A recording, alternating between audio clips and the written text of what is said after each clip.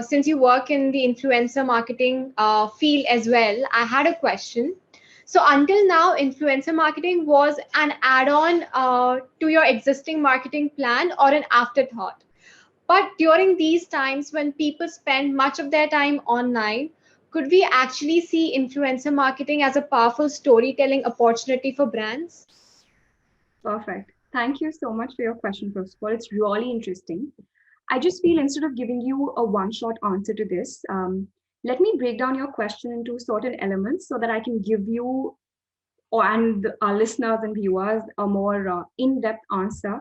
Also, talk a little bit about influencer marketing and what I feel about it. So, the first part of the question, which you asked me, that it's usually an add on into your marketing strategy. Influencer marketing is usually an add on. I would say yes, to an extent, it is true. However, we've also seen since the onset of influencer marketing, there are lots of brands which are solely working on influencer marketing strategies. And these would be majorly fast fashion and fast beauty brands who do not have any other marketing plan, but just this aggressive influencer marketing strategy. A lot of ambassadors, they give their ambassadors, let's say stars, let's say gold, prime, something like that, and they just have aggressive influencer marketing strategies and promotions going on various platforms. The major platforms which we have for influencers are, of course, Instagram, the biggest one of them, then TikTok and YouTube as well. And so these brands work solely on influencer marketing strategies. So if somebody were to study influencer marketing, they can actually go in depth and study influencer marketing strategy as the source marketing strategy as well.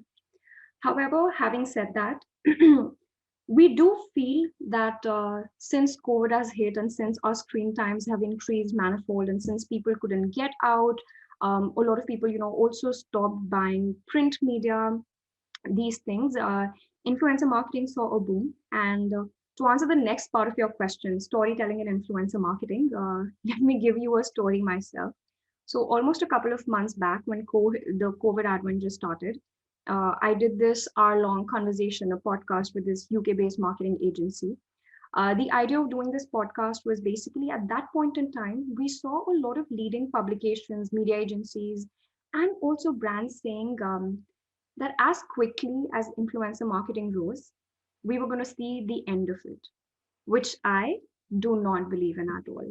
And that's what I said at that point in time when I had this podcast. This conversation was a couple of months back, and I stand by my words today as well.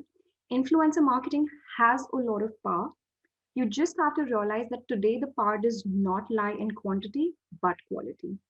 What do I mean by that?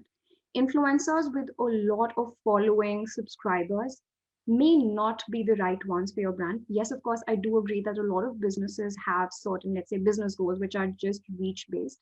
But since we're talking about luxury, and this is the industry which, I'm talking about an industry which is known for storytelling, savoir-faire, heritage, um, quality over quantity is important. And I'm a big advocate of micro influencer and nano influencer communities because these influencers who have, let's say, low numbers of followers but loyal followers are actually the ones which can lead to conversions as in sales of your products.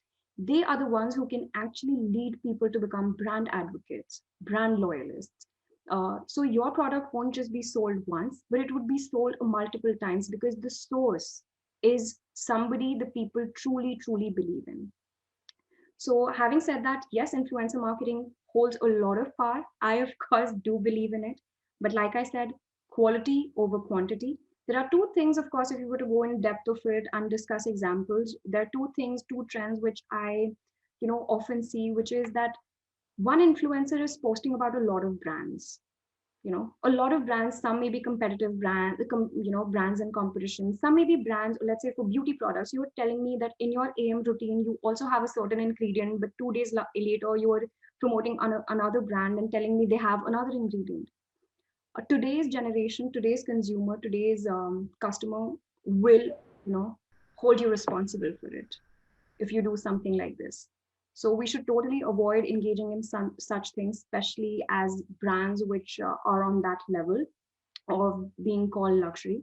And these brands, in my opinion, should also not, I would say, give their product for influencer under influencer marketing or PR packages to many, many, many influencers. Because I've seen this certain hair oil face cream being promoted by all YouTubers, all Instagram people, same brand. So now I just feel like it's a PR gimmick. Maybe the product is not even good. So just keep in mind that today's consumer is aware, it's well aware, can read through anything and can hold you accountable for what you're doing, and quality over quantity. Thank you, ma'am. That was very, very insightful. Thank you so much, Ananya. It was literally a pleasure having you on board. The students really enjoyed. And I hope you had a good time as well. No, I definitely had a good time. I just hope that the students also had a good time and they at least could take back certain things, if not everything away. We did. We definitely had a really good time. Thank you so much, Rashi. Thank you. Means a lot. Thank you. Thank you, Ananya. Thank you so much, Rashri. You have a great weekend.